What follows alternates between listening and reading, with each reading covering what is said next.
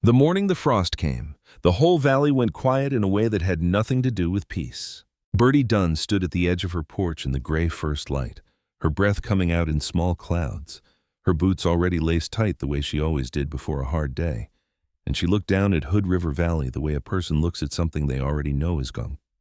Every garden, every vine, every careful row of late-season tomatoes the bottomland farmers had been nursing since May.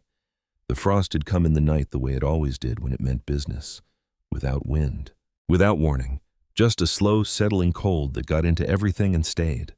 The fields below her were black and silver, the kind of black that means finished, the kind of silver that means too late. She stood there for the long moment, her wide shoulders squared inside her flannel shirt, the brown and red wool worn thin at the elbows from a summer of work. She was 22 years old, and she was built the way the women in her family were built. Broad and solid and taller than most men she had met, with hands that had grown calluses on top of calluses since April. She didn't think of herself as large. She thought of herself as sufficient for what the land required. The land had required a great deal this year. She turned and walked back along the south wall of the cabin. The tomatoes hung red and whole and warm, hundreds of them pressed against the stone like they were leaning into a fire that had not gone out. She reached up and touched one, and it was firm and bright under her palm, still holding the heat the wall had kept all through the killing night. She stood with her hand flat against a tomato the size of her fist, and she didn't smile. Not yet, because she was not the kind of woman who smiled before she had finished thinking something through. But something in her chest settled, something that had been held tight since the barometer started dropping 3 days ago. She thought of her grandmother. She thought of a woman she had never quite managed to outlove, even in death. Her name had been Cora Dunn, and she had died in the spring, in the same cabin behind Bertie now, in the bed she had slept in for 40 years, and she had left Bertie 4 things: a cabin of fitted river stone with walls 2 feet thick, 3 acres of stony slope above the valley, a debt at Greer's Mercantile on the main road through Clearwater Crossing, and a tin box of seeds with a leather notebook tucked beneath them that Bertie had almost not found, because it was wedged under the false bottom that Cora had built herself, sometime in the years when her husband was still alive and still telling her what she could and could not do. Bertie had found it on the 2nd day after the funeral, when she was going through the seed tins alone. She had sat down on the floor of the cabin with the notebook in her lap, and she had read it straight through without stopping. And by the time she finished, she understood 2 things that changed the shape of everything. The first was that her grandmother had been right about this wall for 32 years. The second was that her grandmother had never been allowed to prove it. Cora had started the notebook in 1851, the year she and Jeremiah Dunn had built the cabin on the south-facing slope that every other family in the valley said was too cold and too steep, and faced the wrong direction for serious farming. She had pressed her palm to the stone wall every evening at sundown and every morning at first light, and she had written down what she felt. Warm at sundown, still warm at 10, still warm at midnight, cold air pooling in the valley bottom. Frost on the low fields while the cabin wall held its heat like a banked fire. She had drawn small diagrams in the margins with a pencil worn to a stub. She had noted which plants survived in the angle between the wall and the ground and which ones did not. She had written, in her careful left-handed script, a sentence that Bertie had read 4 times before she set the notebook down. The stone remembers the sun all day and gives it back all night. Whatever stands against this wall does not freeze. Jeremiah Dunn had not been a cruel man. Exactly. He had been a man of his time, which sometimes amounts to the same thing. He had told Cora that growing tomatoes up a house wall like ivy was the kind of notion that made a woman a subject of conversation in town, and he had no interest in being the husband of a subject of conversation. So Cora had kept her notebook and kept her observations and kept her silence for 32 years. And then she had died in April with the notebook under the false bottom of a seed tin, and she had left it for Bertie to find. Bertie had sat on that floor for a long time. She had not cried. Not then. She had cried later, in the night, with no one to hear it. What she felt sitting on the floor with the notebook was not grief exactly. It was closer to recognition. It was the particular feeling of understanding that someone you loved had been waiting for you specifically to arrive and do the thing they were never allowed to do themselves. It was a weight and a gift at the same time, and she had sat with it until the light went, and then she had gotten up and lit the lamp and started reading the notebook again from the beginning. The debt at Greer's Mercantile was $43, plus what Monroe Greer called carrying fees, which had a way of growing between visits. The land itself was not mortgaged, but the account at the store had been running since before Jeremiah died, and Cora had been paying it down slowly for years. And now it sat at a number that Bertie could not cover with what she had in the tobacco tin behind the stove, which was $6 and some change and a button that had fallen off a coat she no longer owned. Monroe Greer had come to the lawyer's office the day of the probate, which Bertie had not expected. He had come in his good coat, the dark wool one he wore when he wanted to seem like a man doing someone a favor, and he had waited until the paperwork was finished before he approached her. He was 55 years old and wide through the middle, and he wore a watch chain across his vest that caught the light when he moved. He had a way of smiling that occupied the lower half of his face without involving his eyes at all. No quite. He had expressed his condolences about Cora, who he said had been a fine woman and a valued customer for many years. He had then mentioned, in the same tone, that the outstanding account at the mercantile was a matter he was sure they could resolve amicably, and that in fact he had been thinking about the Dunn property for some time and would be willing to make a generous offer that would clear the debt entirely and leave Bertie with enough to make a fresh start somewhere more suitable for a young woman on her own. He had said the words, "a young woman on her own," the way people say the words, "a young woman on her own," when they mean something they are too polite to say out loud. Bertie had thanked him for his condolences. She had told him she would think about his offer. She had bought a 5-pound sack of flour and walked home. She was not going to sell the land. She had known that before she left the cabin that morning. She had known it the moment she read Cora's notebook. The land was not a burden her grandmother had left her. It was a question Cora had spent 32 years working out the answer to, and the answer was in the wall, and Bertie was going to prove it. What she needed was a plan and some iron hooks and more twine than she currently owned. She found the barrel hoops in the collapsed cooper's shed at the far edge of the property. A dozen curved iron bands gone orange with rust, useless for barrels and perfect for what she was imagining. She dragged them out one at a time, which took most of a morning, because each one weighed more than it looked and the shed had partially fallen in on top of them, and she was working alone. This was not a complaint. She had always worked better alone. Her size made people nervous in ways they tried to hide by offering to help her with things she had not asked for help with, and she had learned early that the cleanest solution was to simply begin before anyone could offer. By the end of the first week, she had 30 hoops nailed flat against the mortar joints of the south wall, curving out from the stone like ribs. By the end of the second week, she had strung twine between them in a loose grid, horizontal and vertical, and the wall wore a web of cordage fine enough to catch a climbing vine.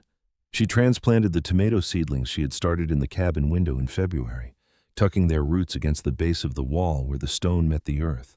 And then she began the work of training them upward, which meant going out every evening with her basket of cut twine and tying each day's new growth to the nearest cord, gently, the way you handle something that does not yet know its own strength. She had run out of nails after the first 10 hoops and had gone to the smithy on the south end of Clearwater Crossing's main road, which was operated by a man named Ward Rourke, who had been in the valley for 6 years and kept mostly to himself. He was 34, lean in the way men who work with their hands all day tend to get lean, with a daughter of 7 named Ada, who appeared at the smithy doorway when Bertie knocked and watched the conversation from behind the frame with one eye. The way children do when they are gathering information. Bertie had explained what she needed. Nails, eye hooks, a quantity of both that would have seemed excessive to most customers. Ward Rourke had listened without expression and without any of the sideways looks she had grown accustomed to when she explained the wall project to people in town. He had looked at her order, and then he had said, in the measured way he had of saying things, that he could have it ready by Thursday, and that he charged a fair price and kept to it. She had paid him in advance, which surprised him. She could tell, though he did not show it much. On Thursday, when she came to collect, he walked out with her to the wagon and looked at the load she was managing by herself, which was considerable, and he did not offer to help. He did say, as she was climbing up to the seat, that he had heard about the wall project from a few people in town. She had waited. He said it seemed to him like a sensible idea. She had looked at him then, because sensible was not a word anyone had used about the wall project in her hearing. His daughter Ada had come around the corner of the smithy at that moment and walked directly to the wagon wheel and put her small hand on the iron rim and looked up at Bertie with the particular seriousness of a child who has decided to take a person's measure without pretending otherwise. Bertie had climbed back down and crouched in front of her, which brought them to roughly the same height. She had a tomato seedling in her jacket pocket, one she had been carrying to replant somewhere along the lower section of the wall. She took it out and showed Ada how the plant worked, the root at the bottom, the stem going up, and behind each small yellow flower, barely visible, a tomato not yet the size of a pinhead. Ada had looked at the flower for a long time. Then she had looked at Bertie. Then she had looked at the flower again. She didn't say anything, but something in the set of her small face suggested she was revising an opinion. Ward Rourke was watching from the smithy doorway with his arms at his sides, and when Bertie stood up and met his eyes, he looked away first, which told her something she filed away for later. The town had opinions about the wall from early on. This was not a surprise. Small towns in 1883 in the Oregon Territory had opinions about most things, and a large young woman nailing iron to the side of her cabin and stringing it with cordage was the kind of thing that generated opinions quickly. Mrs. Winifred Pratt, who lived in the big house on the corner of the main road and ran the affairs of Clearwater Crossing's Methodist Women's Circle with the efficiency of a military campaign, slowed her buggy one morning to observe the work in progress and called out that she supposed next it would be cucumbers on the roof and beans hanging from the eaves, and clucked away before Bertie could respond, which was probably intentional. The boys from the bottomland farms were less subtle. They came past on their way to the river on Sundays and shouted things that she heard and declined to acknowledge, because acknowledgement was the thing they wanted, and she had nothing to gain from giving it. She kept her back to the road and her hands on the twine and her attention on the wall, and after a few Sundays they got bored and found other amusements. The women after church were the hardest to ignore, not because they were crueler, but because they were quieter about it, which made it more precise. The silence that followed her down the walk, the conversations that resumed a beat too late after she had passed. She had grown up in this valley, had attended the same church since she was 6 years old, and she knew every one of those women. And she understood that what they were doing was not meanness exactly, but a kind of social correction, the way a community presses on something that does not fit the expected shape. She walked home with her jaw set and worked the wall until the light failed, and she tried not to let it matter more than it did. What kept her steady was the numbers. She had inherited Cora's habit of writing things down, and she kept her own notebook alongside the original, recording the temperature of the wall stone at different hours, the height of the vines at weekly intervals, the condition of the fruit as it developed.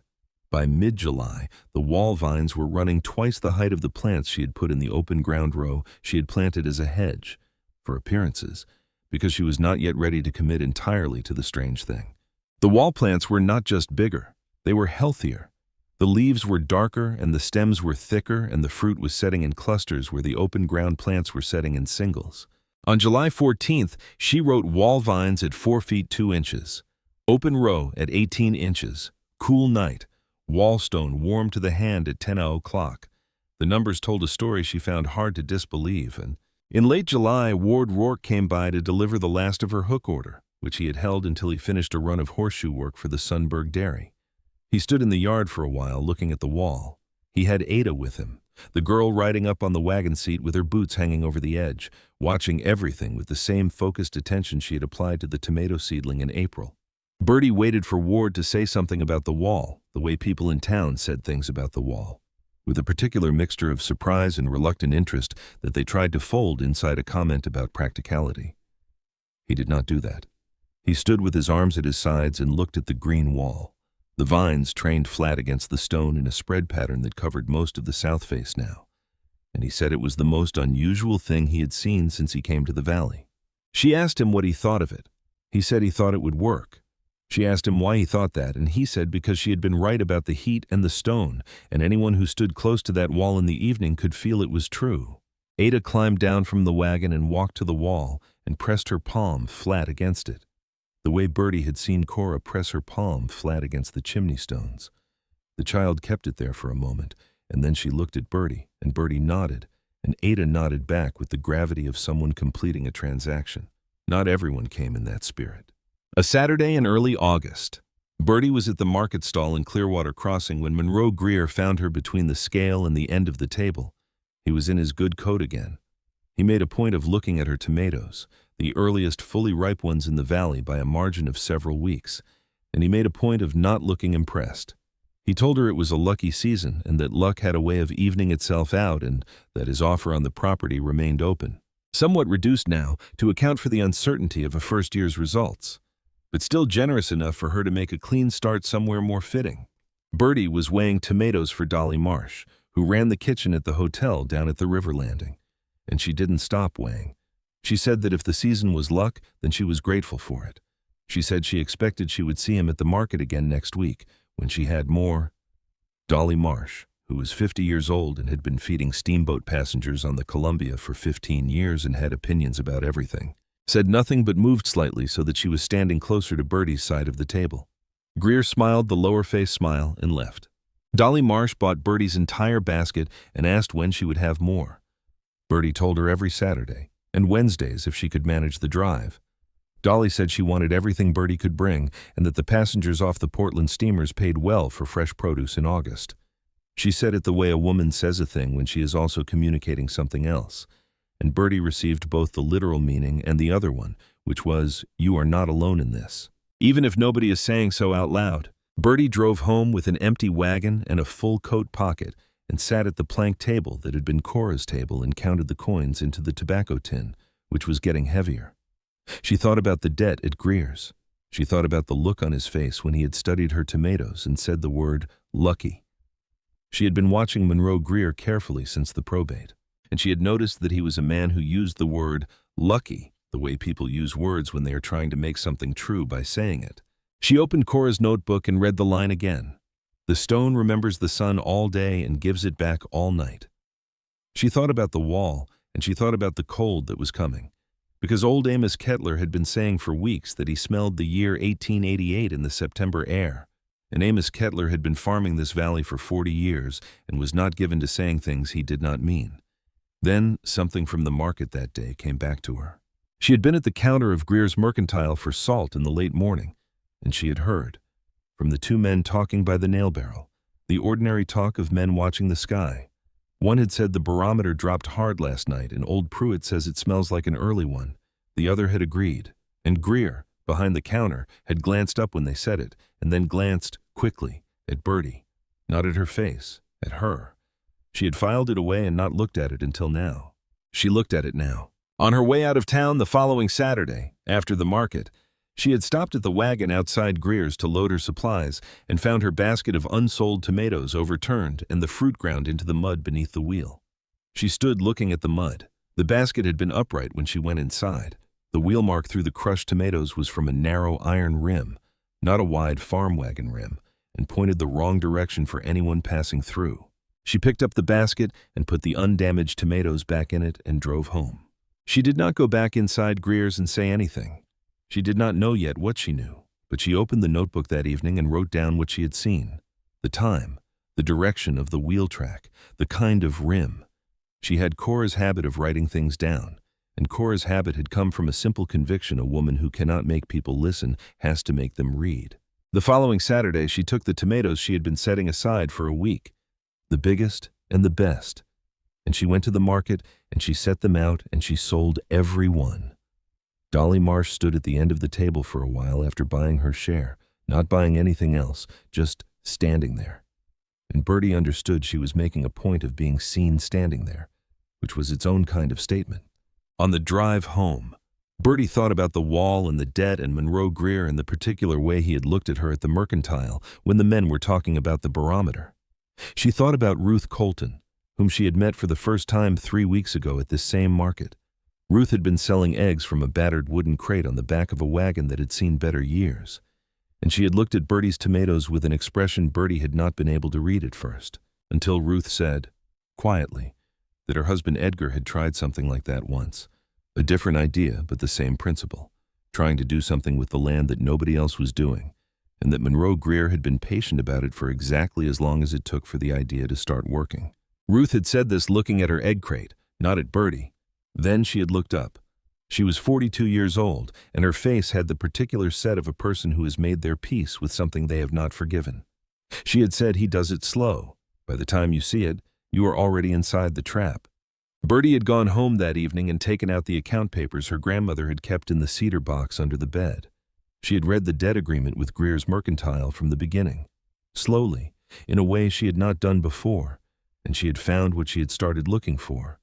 On page 1, the main terms, signed by Cora Dunn in the left-leaning, careful script of a woman who had been left-handed her whole life. On page 2, additional terms regarding carrying fees and interest schedules and conditions of default, signed by someone whose pen had moved differently. The letters sat upright.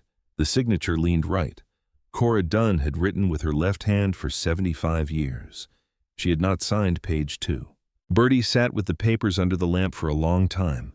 Then she put them back in the cedar box and carried the box across the room and set it by the stove. And she took the flat stone from the hearth surround, the one that came up at the corner, and she put the box underneath it and set the stone back down. She put the lamp out and sat in the dark and thought about everything she knew and everything she needed and what the next step was. And she was still sitting there when the first gray light came through the east window, and she got up and went outside to check the tomato vines before the morning got away from her. The wall was warm in the early air. She walked its full length with her hand dragging along the stone, feeling the heat it had held all through the night. And she counted the fruit the way you count something you are going to need to know the number of before long. Down in the valley, the fields were green and still weeks from ripe. Up here, the tomatoes were already turning, already blushing, already doing the thing she had built the wall to make them do. Monroe Greer wanted this land. He had wanted it before she arrived, and he would want it more now that the wall was working, because a thing that worked was worth more than a thing that did not, and a thing that worked and could be taught to the whole valley was worth more than the hillside it stood on. She had 3 months of harvests behind her and a cedar box with papers that could not be signed by her grandmother and a market that was buying everything she brought. And she had the wall, which had not done its most important work yet because the frost had not come yet. But it was coming. Amos Kettler said so, and the barometer said so, and the particular clarity of the September sky said so. She was ready. She went inside and made coffee and opened the notebook to a fresh page and wrote the date at the top. September 4th, 1883, and underneath it she wrote wall vines fully trained to south face, fruit set on all sections, stone warm at first light, expect frost within 3 weeks. She paused, then she wrote one more line. Grandma Cora, I found it. I'm going to finish what you started. She didn't sleep much that night, and by the time she did, the sky outside was already going pale at the edges. That was all right. She had been through enough uncertain nights to know that lying still in the dark with your eyes open was its own kind of rest, the kind where the body recovers even when the mind does not. She was up before the light fully arrived, coffee on the stove, boots laced, and standing at the south window watching the hill road the way she had started doing every morning since the basket of tomatoes had been overturned outside Greer's Mercantile 3 weeks ago. She had not told anyone about the basket except Ward Rourke, and even to him she had said it plain and without drama, the way she said most things, because drama had never once gotten her closer to what she needed. What she needed now was time. The frost had not come yet. Old Amos Kettler had said it was coming, and Amos Kettler had never been wrong about the air in this valley, not in 40 years of farming it. But it had not come yet. And until it came, Monroe Greer still had a reasonable argument that the wall was a novelty and the season was a fluke and nothing had been proven about anything. She needed the frost to come before Greer moved against the wall a second time. She did not know yet that she had already run out of time for that. The first Sunday of September. Old Amos Kettler stood up after the service let out in the small white church on the north end of Clearwater Crossing and addressed the congregation the way he occasionally did when he felt something needed saying that the minister had not gotten around to. He was 68 years old and had come to the Oregon Territory in 1843 in a wagon train that had lost a quarter of its people crossing the Blue Mountains. And he said what he said without preamble. He said he had been smelling the nights for 3 weeks, and he knew what was in them. He said it smelled like the fall of 1888, which every family in that church who had been in the valley in 1888 understood immediately, because 1888 was the year the frost came, in the last week of September, and took everything that had not already been harvested and left the valley short through the following spring. He said he could be wrong. He said he had not been wrong about the air in 40 years, but he could be wrong. He said if a man still had tender crops in the ground, he ought to make his decisions accordingly. Bertie stood near the back of the congregation and listened and watched the back of Monroe Greer's neck go still in the second row from the front.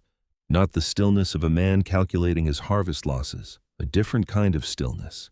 the kind that belonged to a man receiving information he had been waiting for.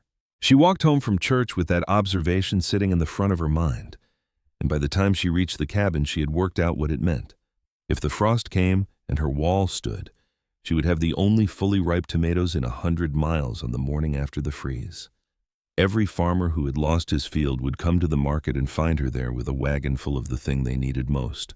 Dolly Marsh would buy everything she brought. The hotel would take whatever Dolly did not. The prices would be what she named them. She would clear the debt entirely and have enough left to rebuild the lower netting sections and put seed money away for the following spring, and the whole valley would have watched it happen. Monroe Greer had understood that arithmetic before she had. He had been understanding it since the first time he saw the wall in July and used the word lucky in a voice that was trying to make something true by saying it.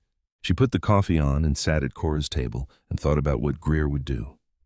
She thought about the basket. She thought about the careful way he had watched her face that Sunday in the Mercantile when the men at the nail barrel were discussing the barometer. She thought about the clause in the debt agreement on page 2, the page with the signature that did not belong to Cora. She had been carrying the knowledge of that signature for 3 weeks and had not yet decided what to do with it, partly because she was not certain what it proved in isolation, and partly because she knew that a young woman making an accusation she cannot fully substantiate against a man of established credit was a particular kind of gamble she could only take once. She needed more than the signature. She needed it to sit beside other things. She opened the notebook to a fresh page and began writing down what she had. She wrote page 2 signature, right hand lean, Cora left-handed all her life. She wrote basket overturned outside Greer's, narrow wheel rim, wrong angle for passing traffic. She wrote Amos Kettler says frost coming within the week. She wrote Greer's neck went still in church this morning, different from the other men. She underlined that last sentence twice. Then she sat looking at what she had written and thought about what was still missing, and what would complete the picture, and what she was going to need to have in place before the frost came, because after the frost came it would be too late to arrange anything. Everything would move fast after the first killing night. She needed her pieces assembled before then. She closed the notebook and went out to check the wall. On Thursday, Greer came to her. She was at the lower section of the trellis, adjusting a cord that had worked loose in the night wind. When she heard the buggy on the hill road, she recognized the sound of it before she saw it, the particular iron-on-stone rhythm of his good buggy with the brass fittings that he used for occasions he considered significant. She kept her hands on the cord and finished the knot she was tying before she turned around. He stepped down from the buggy in his dark wool coat, the good one, and he stood in the yard, looking at the wall, the way he always looked at it when he thought she was not watching him, with an expression that was more complicated than he would have wanted her to see. She waited. He came across the yard and stopped at a distance that was polite and also, she thought, slightly more cautious than his usual confident positioning. He said he had come to be neighborly. He said the frost talk had everyone unsettled, and he wanted her to know that his offer on the property remained available, that in fact he had revised it upward slightly in recognition of the season's results, and that if she wanted to walk away from a difficult situation with her head held high, he could make that possible. Bertie looked at him for a moment. She was standing at the base of the wall in her work jacket and her canvas pants and her boots that had walked this property 1,000 times, and she was a full 2 inches taller than Monroe Greer and considerably wider through the shoulders, and she had not spent the summer building a wall to talk about selling it to the man who was afraid of it, She said she was not interested in the offer. She said it without apology and without elaboration. She said the wall was going to do what it was built to do, and she intended to be there when it did. He said one cold night could change everything. He said it like a warning and like a fact at the same time. She said she had noticed that he was more worried about the frost leaving her crop alone than about it taking it. She said it quietly, watching his face. She saw the thing move through his eyes that she had seen before, quick as a fish in shallow water, there and gone. She said she supposed they would both know soon enough how it came out. He climbed back into the buggy. He said the debt would be called in full at the end of 3 days if she had not made payment or accepted his offer. He said those were the terms of the agreement and he was simply honoring them. She said she understood the terms. She watched him drive back down the hill. She stood in the yard for a long moment after the buggy sounds faded. Then she went back to the cord she had been adjusting and finished the work. Her hands were steady. She had needed to know how far he was willing to go, and now she knew. 3 days. He was going to move in 3 days whether or not the frost had come, which meant he was not going to wait for the weather to decide it. He was going to try to take the land before the frost could prove the wall. She went inside and took the cedar box from under the hearthstone and put it inside her jacket and walked down the hill to Ward Rourke's smithy. Ward was at the forge with a piece of work she did not interrupt. She sat on the stool near the door and waited, with Ada sitting on the floor nearby, doing the kind of quiet thing Ada did when she was listening to everything around her while appearing to attend to something else entirely. When Ward set the work down and turned, Bertie took the cedar box out and put it on the workbench and opened it. She showed him page 1 of the debt agreement and then page 2. She put them side by side under the lamp and showed him the 2 signatures. She did not explain what she wanted him to see. She let him see it. He looked at them for a long time without speaking. He was a man who understood materials, how iron holds its grain, how wood carries the mark of the tool that shaped it, how things reveal their nature if you look at them correctly. He looked at those 2 signatures the way he looked at a piece of iron he was assessing for stress. He said, "Your grandmother was left-handed." She said, "Yes." He said nothing more about it for a moment. Then he said he came today. She said yes. She told him about the 3 days. She told him what she intended to do with the 3 days, which was spread word to every farming family in the valley that there was something worth seeing at the Dunn property on Saturday morning, and let the frost come in its own time, and stand at the border between what the wall had saved and what the knife had killed, and let people draw their own conclusions. Ward was quiet for a moment. Then he said he had something to tell her that he should have told her before, and that he had not told her because he had been carrying the shame of it alone for 5 years, and that the 3 days had changed the calculation for him. She listened. He told her about 1878. He was methodical about it, the way he was methodical about everything, laying out the sequence in order: the loan, the terms he had not read carefully enough, the clause on the 3rd page, the late payment in November, the land assessor arriving with Greer, the 40 acres of river bottom that had been in the collateral and had been transferred by the time Ward understood what was happening. He had kept the smithy and the house lot. He had lost the river parcel that had been his wife's inheritance. He said he had chosen silence because silence was the price of keeping his dignity and keeping his business and keeping Ada fed, and he had paid it. He said he was done paying it. Bertie didn't tell him he should have spoken sooner. It would have been true and it would have been useless. She said she was glad he was telling her now. She said she needed him to say it publicly on Saturday, and she needed him to say it simply, the way he had said it to her just now, without embellishment, because plain truth was harder to dismiss than an argument. He said he would do that. Ada looked up from the floor. She did not say anything, but she looked at her father with an expression that was too old for her face and too certain for someone who had only been alive for 7 years. And then she looked at Bertie, and Bertie looked back at her and gave her a small nod. And Ada nodded back and returned to whatever she had been doing on the floor, which Bertie now understood had never been the thing it appeared to be. She walked back up the hill in the early evening and reinforced the sections of netting she could reach by lamplight, testing each cord and each hook, replacing anything that moved when she pulled on it. The wall was fully trained now, the summer's work locked in, and there was nothing left to do to it except guard it. She had not been asleep 2 hours when she woke to the sound. It was past midnight, the particular deep quiet of a September night that has given up its remaining warmth and settled into cold, and the sound was iron against stone, the specific scrape of a tool working at something it had no business working at. She was out of the bed and had the pistol in her hand before she had finished identifying the sound, moving across the cabin floor in her socks to the door, easing it open. She saw 2 of them this time, not one shape dropping from the wall but 2, working the lower south quarter with something that caught the moonlight when they moved. A blade of some kind, moving through the cordage with the efficiency of people who had been told exactly where to cut and had come prepared to do it quickly. They had a dark lantern with them, its shutter mostly closed, throwing just enough light to work by. She stepped onto the porch and said, "I see you both." She said it in the voice she used when she meant to be heard clearly and without question, which was a voice that came naturally to a woman who was built the way she was built and had learned early that she did not need to raise it to fill a space. She said, "You can run now or you can stand there. Standing there will go better for you than running, because running tells me you know exactly what you were doing." They ran, both of them, through the side yard and into the tree line at the edge of the property, crashing through the brush with no particular attempt at quiet. She let them go. She had not come out here to shoot anyone over tomatoes, and she knew it, and they probably knew it too. But the important thing was that they had been seen, and they had run, and the boot prints they left in the damp earth below the wall were going to be there in the morning.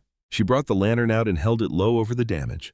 They had cut a long section this time, longer than the first cut, running the full width of the lower south quarter, and they had pried several hoops partially free from the mortar.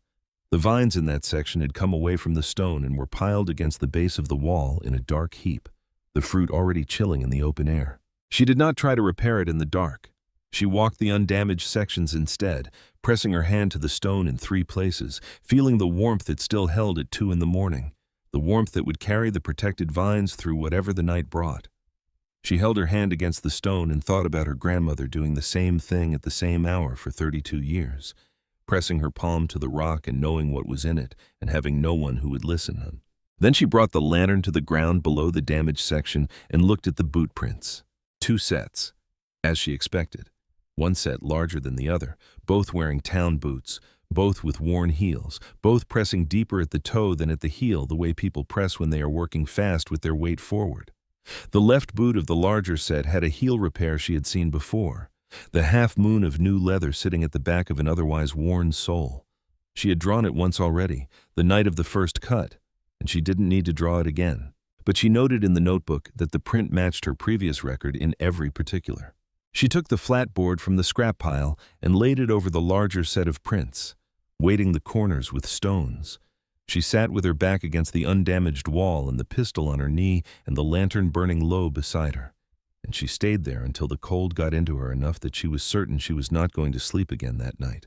And then she went inside and put more wood on the stove and sat at the table and wrote everything down while it was still exactly clear. She wrote the time and the number of figures and the direction they ran. She wrote the description of the cut and the length of the damaged section and the condition of the vines. She wrote the description of both sets of boot prints and noted which matched her earlier record. She wrote that the damage was deliberate and systematic, and that the section targeted was the same lower south quarter that had been partially damaged in the first incident, which meant whoever had come the second time knew precisely where the first damage had been done and had come back to extend it. She put the notebook down and drank what was left of the coffee from the pot and sat in the warm kitchen, listening to the stove tick as the new wood caught. Outside, the night was very still, the kind of still that comes when the temperature has made up its mind. In the morning, she went to the smithy again, early, before Ward had the forge going. Ada answered the door in her nightdress and took in Bertie's expression and went directly to wake her father without being asked, which was the kind of practical efficiency Bertie had come to expect from that child. Ward listened to the account of the night with his arms crossed and his jaw tight. He did not ask questions until she was finished. Then he asked one, "What do you need from me today?" She said she needed him to go with her to every family on the Hill Road and the North Road and the 2 Bottomland roads, and tell them personally to come to the Dunn property Saturday morning. She said she had been having Ward spread word through the week, but personal word was different from past word, and she needed people to understand this was worth coming up the hill for. She said if the frost came before Saturday, they would have something more than a demonstration to look at. And if it didn't come, they would still have what the wall had already done, which was more than any other property in the valley could show. Ward said he would have the mare hitched in 10 minutes. They went house to house through that day, the 2 of them in Ward's wagon with Ada sitting between them on the bench seat. Bertie did the talking at each door. She didn't describe the wall as a wonder or an achievement. She described it as something that worked and something that could be explained, and she said she was inviting every family who wanted to understand how it worked to come to see it on Saturday before she got into the business of teaching it more broadly. She said this because it was true, but also because it framed the invitation as a practical offer rather than a spectacle. And practical offers landed differently with farming families who were trying not to appear desperate after a hard season. At the Ochterberg place, old Henrik Ochterberg stood in his doorway and listened with his hat in his hand, and when Bertie finished, he said his wife had laughed at the wall in July, which everyone in the valley knew, and he asked if the invitation extended to people whose families had not been uniformly respectful. Bertie said it extended to anyone who wanted to understand how to keep a crop alive through a September frost, and that she did not hold July against anyone. He said he would be there. He said to tell her that his wife would be there too, and would probably not say so, but was sorry about what she had said in July, which Bertie took as the closest thing to an apology that was available through the medium of a 70-year-old Norwegian dairy farmer conveying his wife's sentiments at a doorstep. At the Colton property, which was no longer the Colton property in the deed books, but which everyone still called the Colton property out of habit or decency, or some mixture of the two. She stopped the wagon at the edge of the tenant lane and got down and walked to the house. Ruth Colton opened the door before Bertie knocked and looked at her with the expression of a woman who had been doing arithmetic in her head for several days and had arrived at a number she was not certain she trusted. Bertie said she wanted Edgar and Ruth to come on Saturday. She said she needed them there. She said she understood if they had reasons not to come, reasons having to do with how much it cost to stand up in a small valley in front of neighbors who had watched you lose everything without doing much about it. And she said she was not going to pretend she did not know what she was asking. Was it? Ruth was quiet for a moment. Then she said she would bring Edgar. She said Edgar had been saying something in his sleep for a week that she had not been able to make out. But she thought it was the name of the field they used to own that ran along the river, the one with the good dark soil. And she was tired of watching him say it in his sleep and say nothing at all when he was awake. Dolly Marsh came on her own, the Friday evening before Saturday, driving her wagon up the hill in the late afternoon without having been asked. She climbed down and stood in the yard looking at the damaged wall sections and the undamaged ones with the eye of someone who had already made up her mind before she arrived. She said she had been at Hollenbeck's cobbler shop 2 weeks ago to collect a pair of boots she had left for new soles. She said Monroe Greer had been in the shop when she got there, and she had waited in the chair by the door while Hollenbeck finished Greer's work, which was a repair to the left heel of a pair of Darktown boots. She said the repair was a half moon of new leather because the previous repair had worn through. She said Hollenbeck kept a written record of every repair job he did with the customer's name and a description of the work, because he was a careful man and records protected him when customers disputed work he had done. She said she could say all of that in front of the valley on Saturday morning, and she intended to. Bertie looked at her for a moment and then said she was grateful. She said it plainly, without elaboration, because Dolly Marsh was not a woman who needed elaboration. Dolly said she had been watching Ruth Colton sell eggs for 5 years and she had been saying nothing about it, and she had decided she was done with that, and that was the end of what she had to say about her reasons. That night the frost came. Bertie knew it before she opened her eyes. The way you know a sound has changed while you are sleeping, the absence of the particular small night noises that stop when the temperature drops below a certain point. She lay still for a moment and listened to the silence, and then she got up and went to the door and opened it. The cold came in like something that had been waiting on the other side. She stood in the doorway and looked out at the valley, and the sky was clear and full of stars, and the ground below the porch step had the particular blue-white quality of frost, the way it catches the starlight and holds it flat and cold. She stood there for what might have been 5 minutes or might have been longer, and thought about everything the night was doing to every garden and every vine in the valley below her. And then she thought about the wall, the sections that were still whole, the stone that had been holding the day's warmth for 14 hours and would hold it through this night the same way it had held it through every night since July. She thought about the cut sections. She thought about the cold finding the opening the way cold always finds openings, patiently and without malice, simply going where the warmth was not. She went back inside and lay down and did not try to sleep. She thought about Saturday and what Saturday was going to look like and what she was going to say and what she was not going to say. And by the time the sky started to lighten, she had it arranged clearly enough in her mind that she was able to get up and make coffee and start the day. She did not go to the wall first thing, which was harder than she expected. She made herself wait until there was enough light to see clearly, because she needed to see the whole of it at once, and she needed to see it right, and rushing would not change what it was. When the light was fully up, she went out and walked to the south face of the cabin and stood where she could take in the whole wall in a single view. The cut sections were black, the plants that had spent the night away from the stone, unsupported, exposed to the open air that had gone below freezing before midnight, were done. The fruit had softened in the cold and the leaves had gone dark, and the whole character of those sections had changed from something amazing to something that had stopped. The uncut sections were red, not just surviving, but fully, completely, unambiguously red, the fruit hanging heavy and undamaged, the leaves still showing their summer green, the whole wall radiating a faint warmth that she could feel on her face even from 3 feet away. The stone had held. 14 hours after the sun had last touched it, The wall was still warmer than the air by a margin she could have measured and did not need to, because her face told her everything the thermometer would have confirmed. The line between the dead and the living ran exactly where the cuts had run, not a degree to either side. Not a matter of which direction the wind had come from, or which section of ground drained better, or which variety of tomato was hardier. The line was where the knife had been. She stood at that border for a long time. She had known what she would find. She had built the wall knowing what she would find, and she had protected the evidence of the cuts knowing what they would mean when the frost came. And she had arranged for 30 or 40 people to come up the hill on Saturday knowing what they would see when they arrived. But knowing a thing and standing in front of it at 7 in the morning in the cold air of a valley where everything else had died in the night were two different experiences, and she gave herself the space to feel the difference before she went back inside to get ready for the day.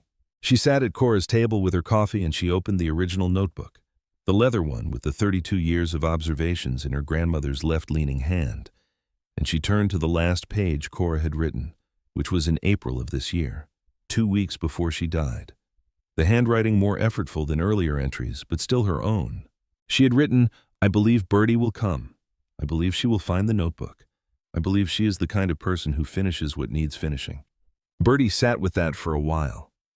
Then she closed the notebook and put it inside her jacket with the account papers from the cedar box, both sets of signatures, and she stood up and laced her boots and went outside to wait for the people of Hood River Valley to come up the hill and see what one woman had built and what one man had tried to destroy, and which of those two things had survived the night.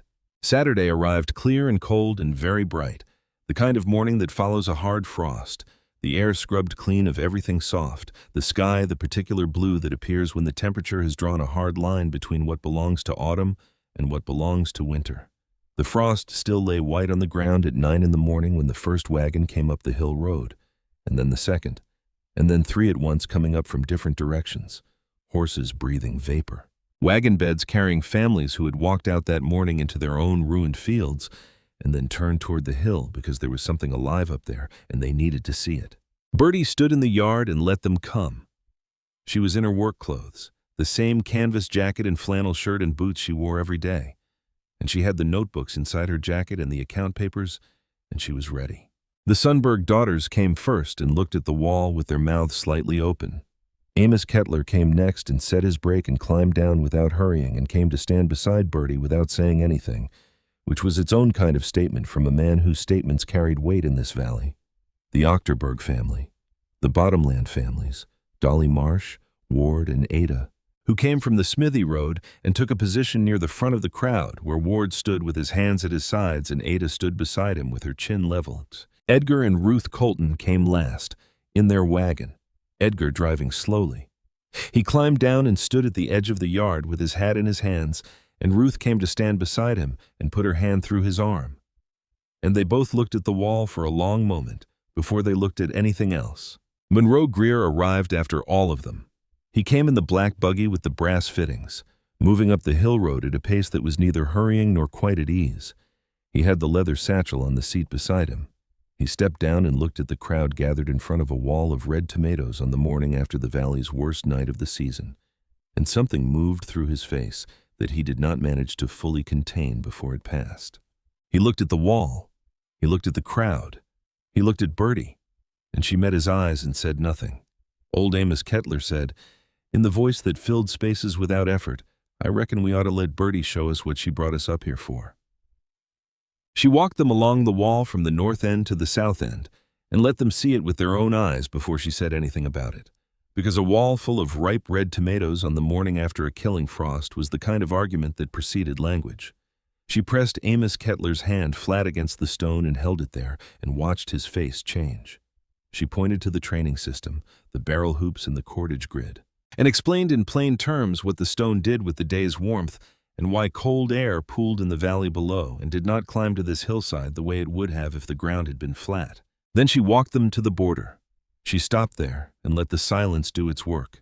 The dead vines and the living ones, the black and the red, separated by a line that followed no natural contour of weather or ground.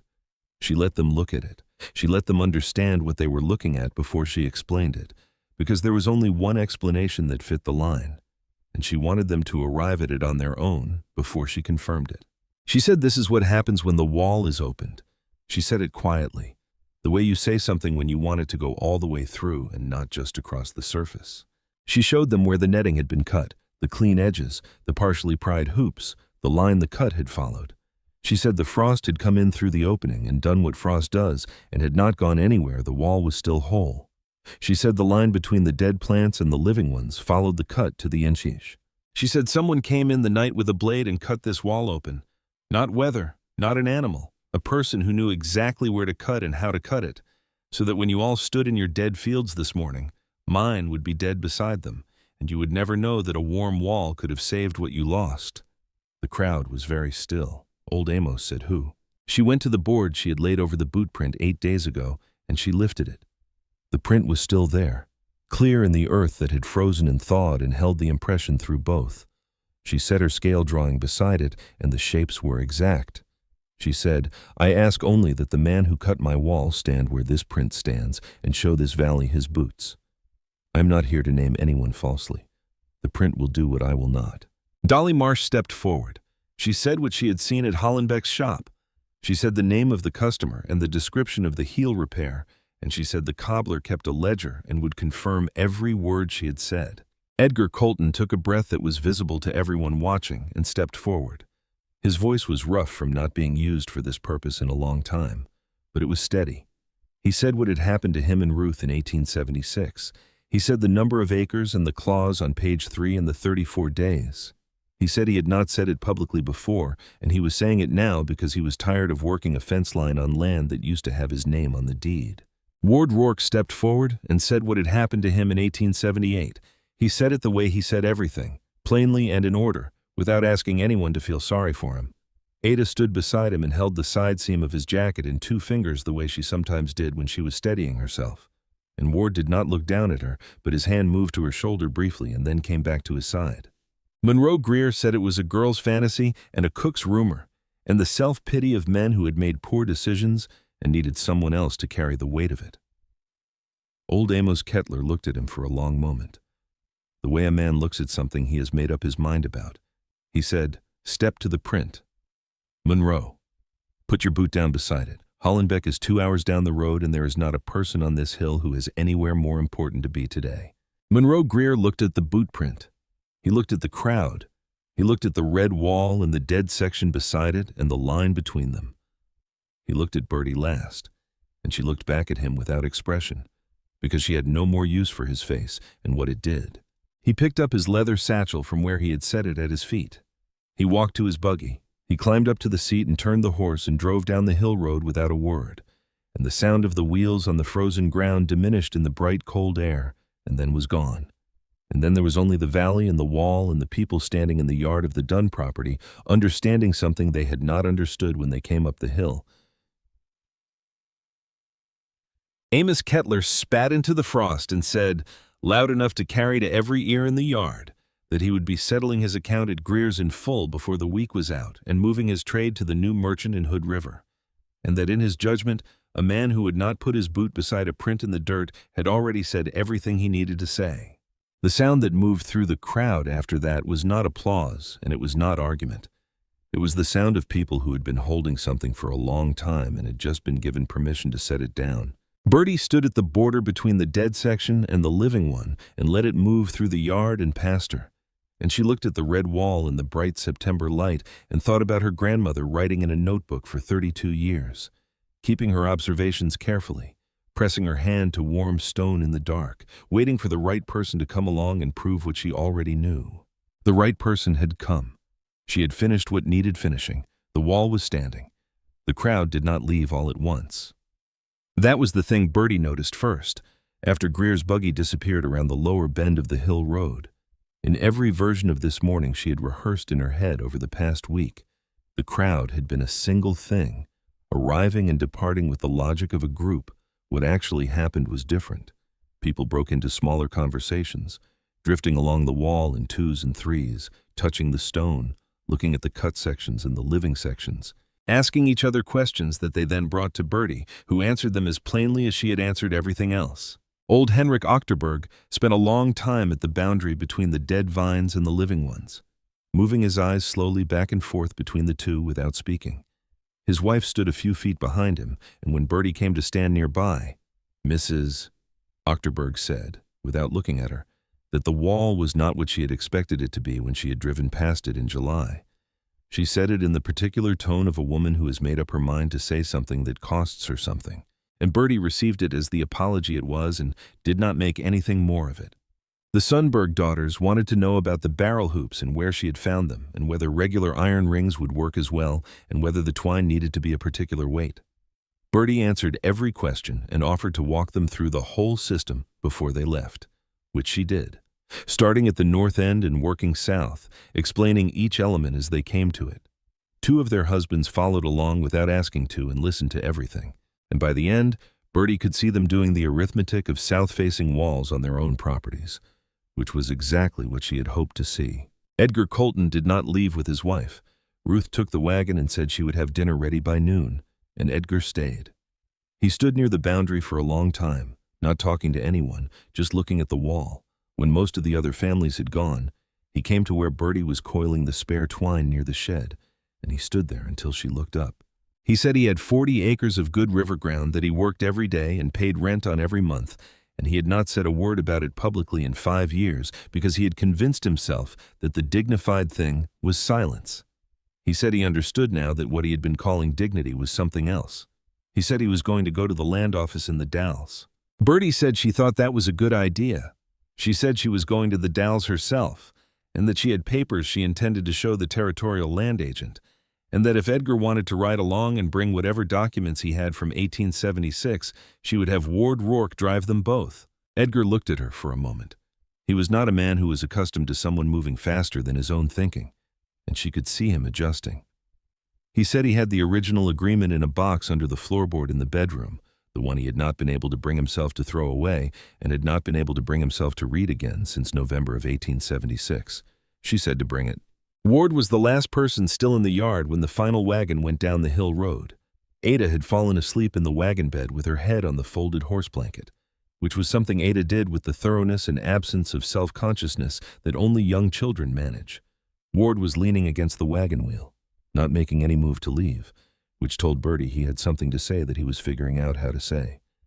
She sat down on the porch step and waited. He said the thing he had said in the smithy about not saying nothing again. He wanted her to know that he had meant it to extend further than Saturday morning. He said it looking at the wagon wheel rather than at her, which was Ward's way of saying something that mattered to him, and she had learned to receive that kind of communication without making it harder by responding too quickly. She said she knew he had meant it. She said she had counted on it. He said that was not exactly what he was trying to say. She looked at him. He looked at her. He was 34 years old, and he had been alone since Ada was 2, and he was not a man who said unnecessary things. So when he said a thing was not exactly what he was trying to say, it meant the thing he was trying to say was something he had not said yet. She waited. He said he had been coming by this property since July on the grounds of delivering hardware, and that the hardware had run out after the second delivery, and he had found subsequent reasons, and that he was aware she had probably noticed this. She said she had noticed it in August. He said he was not certain what he was proposing. Exactly.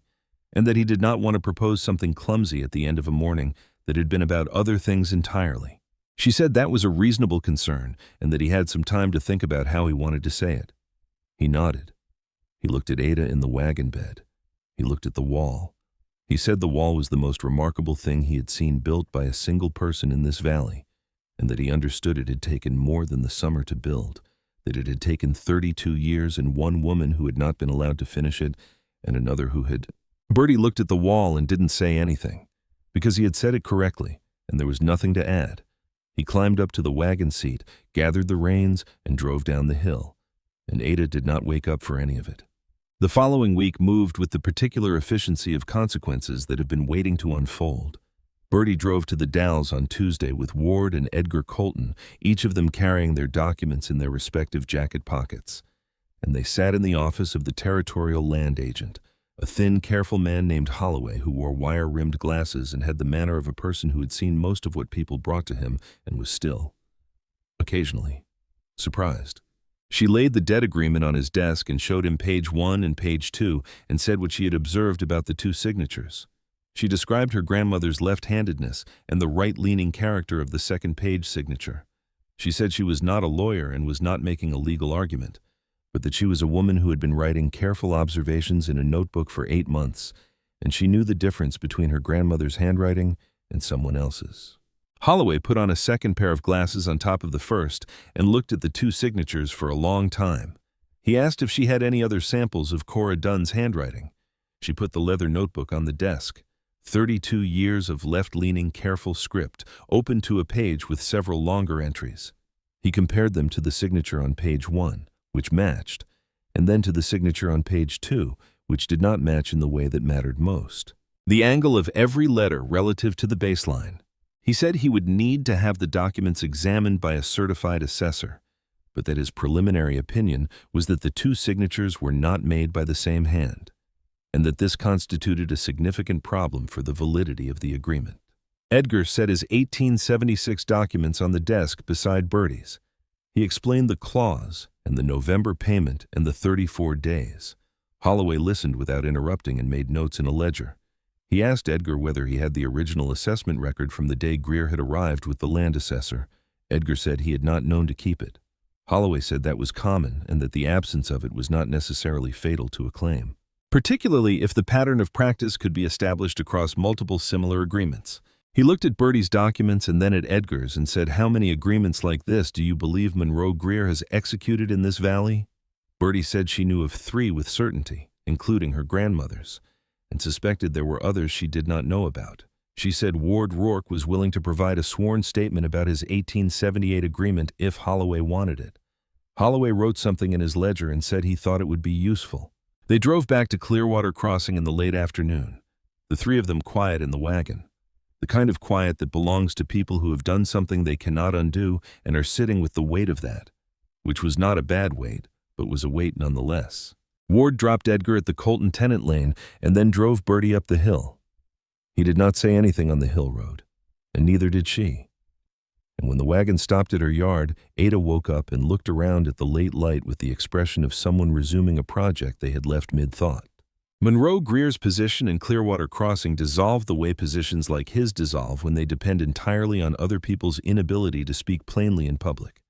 Not with a single dramatic moment, but steadily, over days and then weeks, as one account after another was settled in full and transferred to the new merchant in Hood River. And as the story of the Saturday morning on the hill circulated through the valley in the particular way stories circulate when they carry both a practical lesson and a moral one. Amos Kettler had been the first. By the following Friday, the Sundbergs had transferred their account. By the second week, the Ochterbergs. Edgar Colton paid what he owed at Greer's in cash and walked out without another word and drove to Hood River to open a new account, which was not a small gesture for a man who had been a tenant on his own land for 5 years and who had $40 to his name. Greer did not call in Bertie's debt. He had said he would, at the end of 3 days, and the 3 days had come and gone, and the debt had not been called, because calling the debt on a woman whose paperwork had just gone to the territorial land agent in the Dalles was the kind of action that would have added evidence to a file that was already thickening. Bertie had understood this would happen and had not been surprised when it did. By the end of October, his trade was reduced to a fraction of what it had been in the spring. The mercantile had always depended on volume, on being the only reasonable source of credit and supply in the valley. And when it was no longer the only source, it was no longer reasonable. And when it was no longer reasonable, the volume went elsewhere. He hired no winter staff. He reduced his hours. He was seen twice driving north toward Portland on the main road, once in early October and once 2 weeks later, carrying more personal luggage than a supply run required. On the 14th of November, a Tuesday, Bertie was at the wall pulling the last of the season's remaining fruit when she saw a wagon she did not recognize coming down from Greer's direction with a load that included furniture. She watched it go past on the hill road below and continued pulling tomatoes. That evening, Ward came by and told her that Greer had sold the mercantile to a couple from Portland who intended to reopen it under a different name in the spring. He said he had heard it from Amos Kettler, who had heard it from Hollenbeck the cobbler, who had heard it directly from the buyers. He said Greer had left Clearwater Crossing that morning and that nobody he had spoken to seemed to know where he had gone, and that nobody he had spoken to seemed particularly troubled by not knowing. Bertie said that was fine. She put the last of the tomatoes in the basket and carried it inside. 3 weeks after the trip to the Dalles, a letter arrived from the territorial land agent addressed to Harriet Dunn, which was her full name and the name on the property deed and the name she had signed on every document she had ever signed, though she had been Bertie to everyone who knew her since she was 3 years old. The letter informed her that following review of the deed agreement and supporting documents, the Territorial Land Office had determined that the signature on page 2 of the agreement in question was not consistent with authenticated samples of Cora Dunn's handwriting, and that accordingly the interest and fee provisions on that page were not enforceable, and that the base debt amount, as recorded on page 1, had been calculated at its face value and would be considered satisfied upon payment of $31.14, which represented the original balance with no carrying fees applied. $31.14. She had $37 in the tobacco tin. She paid it the following Monday in cash at the land office, not at Greer's, because Greer's was no longer the institution that held the account. She received a receipt and a deed confirmation with her name on it, Harriet Dunn, and she folded both and put them in the cedar box with Cora's notebooks. Edgar Colton's situation took longer and was less complete. The 1876 agreement had been executed at a time when the Territorial Land Office had different oversight procedures, and the clause that had been used to take the land had been unusual but not clearly fraudulent in the way page 2 of Cora's agreement had been fraudulent, what the land agent found. Reviewing the pattern of Greer's agreements alongside Ward's sworn statement and 2 other statements from men Bertie had not known were willing to speak, was a consistent pattern of practice that had been designed to appear legal while producing outcomes that were not equitable. The ruling that came in December restored 40 of the original 80 acres to Edgar and Ruth Colton, not the river bottom parcels, which had since been improved and complicated by subsequent transactions. The hill ground, the 40 acres that had been in the collateral but had not been sold on, which Greer had been renting back to them for years. It was not everything. It was enough to begin from. Ruth Colton came to the Dunn property on the December afternoon when the letter arrived. She drove up the hill in the wagon and sat in the yard, and Bertie came out, and Ruth handed her the letter through the wagon window without getting down. Bertie read it. She handed it back. Ruth held it in both hands and looked at it for a moment, and then folded it and put it inside her coat, next to whatever else she was carrying close to her chest that winter. She said Edgar cried this morning. She said it looking at the wall, which was bare now. The season finished. The vines cut back to their roots to wait for spring. She said she had not seen Edgar cry since the day they lost the river ground in 1876, and that she had not known until this morning that she had been waiting 15 years for the sight of it. Bertie did not say anything. Some things do not need an answer, and the offering of one would be a diminishment. Ruth drove back down the hill, and Bertie stood in the yard in the December cold for a while before going inside. The autumn that followed the frost was the season she taught.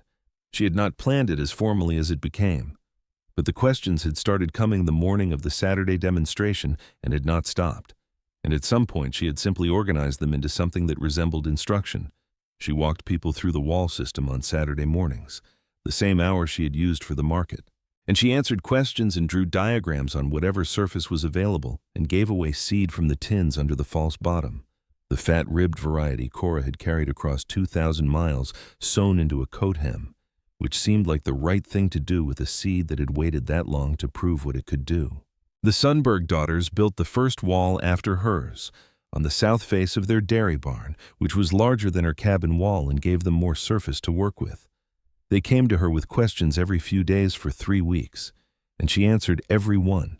And the day they drove their first hook into the mortar, she went over and watched and did not offer advice that had not been asked for, which was the right kind of help to give people who were learning something for the first time and needed to find its logic in their own hands. Old Henrik Ochterberg built his the following spring, on the south wall of the smaller outbuilding near his kitchen garden, and he did it himself over the course of 2 weeks with the methodical patience of a man who had been doing physical work for 60 years and understood that most of it was about not stopping. His wife brought Bertie a jar of preserved plums in October, which was not an apology for July, but contained one. And Bertie accepted it as such and thanked her and put it on the shelf next to the tobacco tin. Ward came by on Wednesdays through the winter, which was no longer ostensibly about hardware delivery. He brought Ada, who had developed the habit of arriving at the Dunn property and immediately engaging with whatever project was nearest to hand, whether that was coiling twine or sorting seed tins or reading from Cora's original notebook, which Ada had somehow decided was appropriate material for a 7-year-old, and which Bertie had decided not to restrict because the child's attention to the temperature observations was more focused than most adults she knew. On a Wednesday in late November, Ward came without Ada, which was unusual enough that Bertie noticed it before he said anything. He said Ada was with the Sundberg daughters for the afternoon, who had offered to show her how they kept the dairy records, which Ada had accepted with the enthusiasm of someone who had been hoping for access to a ledger system and had finally been given an in. Bertie made coffee, and they sat at the table that had been Cora's table. And Ward said the thing he had said at the end of Saturday morning, the thing he had told her at the time he was not certain how to say. He had been thinking about it since then, and he was ready to say it if she was ready to hear it. She said she was ready to hear it. He said he understood that she had spent the past 8 months building something that belonged to her and only to her, and that the independence of it was not incidental to what it was but central to it, and that he was not interested in changing that. He said he had a smithy and a daughter and a house lot and 40 acres of river ground that was gone but that he had made his peace with, and that what he wanted was to be allowed to keep coming by on Wednesdays. Not because of hardware, and not as a favor to anyone, but because the Dunn property on the south hillside was the place in this valley where he felt most like himself, and that he believed she knew what he meant by that. Bertie held her coffee cup in both hands and looked at the table. She thought about what he had said and what it meant, and what it would mean for the property and the work, and the particular independence she had built this summer at some cost. And she thought about Ada, and about Cora's notebooks, and about the wall. And she thought about a man who had delivered hardware past the point of needing to and had never once told her what to do with her own land. She said she knew what he meant. She said Wednesday was a good day for it. He nodded. He drank his coffee. They talked about the second wall she was planning for the following spring, on the east face of the shed, which caught afternoon sun and held it differently than the south wall. And she had been curious about whether the differential was enough to matter. He had thoughts about the stone composition of the shed wall versus the cabin wall, and whether the thermal retention would be equivalent. It was, as Cora might have said, a practical conversation, which was the best kind. The winter settled in over Hood River Valley in December, slow and gray and thorough, the way Oregon winters settle when they mean to stay. Bertie worked the inside job she had been putting off all summer, recaulking the east window, replacing 2 floorboards near the stove that had softened, rewriting the temperature records from the season into a clean copy of the notebook that she could share without giving away the original. She wrote out the complete system in plain language, the stone selection and the hook spacing, and the cord weight, and the watering schedule, and the reason for each, and she sent a copy to the Agricultural Extension Office in Portland, which was the kind of thing her grandmother had never been in a position to do. She didn't know if anyone at the Agricultural Extension Office would read it or care about it. It did not particularly matter. She had written it down, which was what Cora had done, and she had sent it somewhere it could be found, which was what Cora had not been able to do, and that was the end of her responsibility to it. She thought about that sometimes, in the evenings, sitting at the table with the lamp lit and the stove going and the notebook stacked on the shelf where Cora's seed tins had stood. She thought about the particular arithmetic of what one person is given and what they are able to do with it, and how rarely those two things are exactly the same shape, and how the gap between them is sometimes filled by someone who comes after. She had not been given the 32 years of observation. She had been given the notebook that contained them. She had not been given the season of perfect conditions. She had been given a wall that already knew how to work, and the frost that proved it, and the enemies who cut it and in cutting it drew a line that everyone could see. She thought Cora would have considered that a sufficient trade. Spring came early to the south-facing hillside, the way it always came early there, the particular advantage of a slope that caught the low February sun at an angle the flat ground could not. Bertie started her seedlings in the cabin window in January, a week earlier than the previous year, because she knew more now, and knowing more meant she could push the edges. She had the fat-ribbed variety in 4 tins, and a new variety she had traded for with a seed merchant in Portland who had received her notebook copy and written back with questions that indicated he had actually read it. By March, she was training the first new growth against the south wall and planning the east wall on the shed and corresponding by letter with 2 other growers who had written to her through the Agricultural Extension Office, one in the Willamette Valley and one in Washington Territory, both of whom had south-facing stone structures on their properties, and had read her notes with the interest of people who recognized something they had been circling around without being able to name. Ward drove her to the Hood River Market the first Saturday in April, the first market of the new season, where she set up her stall with the early seedlings she was selling and the system notes she had copied out by hand for anyone who wanted them. She sold out of seedlings before noon and gave away all the notes and took orders for more of both. And she drove home in the late afternoon with the tobacco tin considerably heavier than it had been that morning. The second Saturday in September brought the frost again, early, the way Amos Kettler had predicted it would come, following the same clear sky pattern as the year before. Bertie had been watching the sky all week and had her preparations made. The seedlings she had started in the cabin already potted and moved inside, the wall fully trained and tested, the cordage replaced where it had weakened over the winter. She woke the morning after the frost to the same white stillness as the year before, the same silver fields in the valley below, the same absolute quiet that means the temperature has done what it came to do. She lay still for a moment and listened to it. Then she got up and went outside.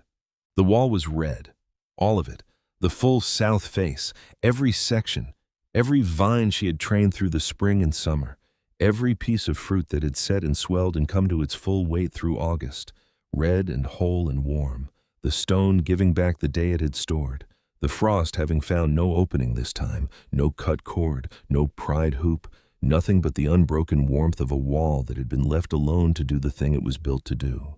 She stood before it in the early light, her breath making small clouds in the cold air. And she did not cry, and she did not make a speech. She pressed her hand flat against the stone and held it there, and felt the warmth come through her palm and up her arm. And she thought about Cora doing this for the first time in 1851, young and curious, and not yet certain what she had found. And doing it for the last time in the spring of 1883, old and slowing down and completely certain. And having no one to tell? You have someone to tell now, Bertie thought. Not to anyone in particular, and to Cora specifically. You have the whole valley. Ward arrived with Ada at 8 o'clock, which she had not asked for but had not been surprised by. Ada climbed down from the wagon before it stopped and walked directly to the wall and stood in front of it with her hands at her sides, looking at it with the expression she brought to things she had decided were important. She was 8 years old now, almost 9. And she had been reading the temperature entries in Cora's notebook since October. And she understood the wall the way a person understands something they have studied rather than merely observed. She reached up and took the lowest tomato she could reach, the one that hung just at the height of her outstretched arm, and she held it in both hands for a moment, feeling its weight and its warmth. She did not eat it. She looked at it the way you look at something you have been told about for a long time and have finally found to be exactly as described. Then she looked at Bertie. Bertie crouched down to the level of the child, the way she had crouched in front of her a year and a half ago in front of Ward's smithy wagon. And she took Ada's hand, the one not holding the tomato, and she pressed it flat against the wall the way Cora had pressed her own hand against the chimney stones, the way she had pressed her hand against this wall every morning since April. And she held it there. She said, "Feel it." Ada felt it. She kept her hand still against the stone, and her eyes went from the wall to Bertie and back to the wall. Bertie said, "Heat does not vanish. It hides. It waits in things that hold it. Your grandmother used to say that," she said, meaning Cora, whose notebook Ada knew almost by heart. A clever girl finds where the world keeps its warmth, and she stands her crop right there. Ada was quiet for a moment. Her small hand was warm under Bertie's against the stone. Then she said, in the serious way she said things, "It is still warm from yesterday." Bertie said, "It has been warm from yesterday for 32 years. We only just got to use it." Ward was standing a few feet behind them, not coming closer, giving the moment what it needed. The valley spread below them in the white September light, silver and still, the frost holding its ground in the flat places where the cold had pooled and settled, and on the south hillside, against a wall of fitted river stone. The tomatoes hung red and whole in the morning, warm from a day that was already gone, proof of something that had been true all along and had only needed someone stubborn enough to stand in front of it and refuse to move. The ledger at the Hood River County Land Office recorded the Dunn property as paid clear and unencumbered in October of 1883, the debt satisfied. The deed confirmed in the name of Harriet Dunn. In the margin of the page, in pencil, in a hand that did not match any of the official entries, someone had written 2 words, Warm Wall Woman. Nobody ever determined who had written it. The land office staff of that period were not the kind of people who typically annotated their official records with private commentary, and the phrase did not appear in any other entry before or after.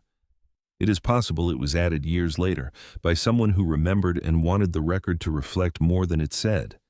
It is possible it was added the day the deed was confirmed, by the clerk who processed the payment and had heard the story and felt that the ledger entry as written was incomplete.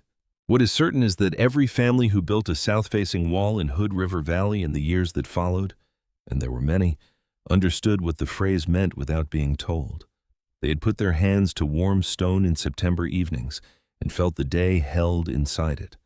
They had watched the frost come in and go away and left their crops standing.